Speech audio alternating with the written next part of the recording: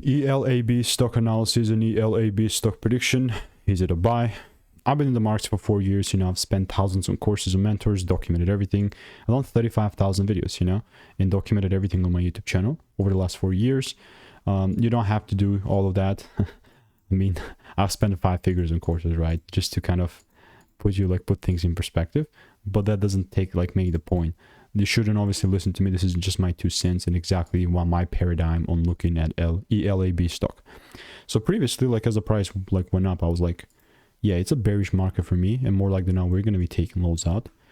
Like it went for a certain period of time. It went from like 310 or something. It was not even 310. It was like went from 3.5 to like 2, and then blew up yet again. You can see, notice how it's still tapping inside my demand supply zone.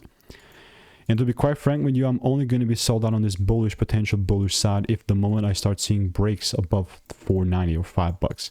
But we're not there. Like we're nowhere near that. So what happened? Like why is this gap up? I mean, I also noticed this is NASDAQ, so they don't want it to be beneath $1. But if I see a proper double break, then there's nothing stopping me from taking things even lower. You know, quite frankly. So I will most definitely continue to keep you updated. I'm only going to short if there is a shift. And if you want to make more money trading in a simple and lean way, click the first link in the description. It's a free newsletter.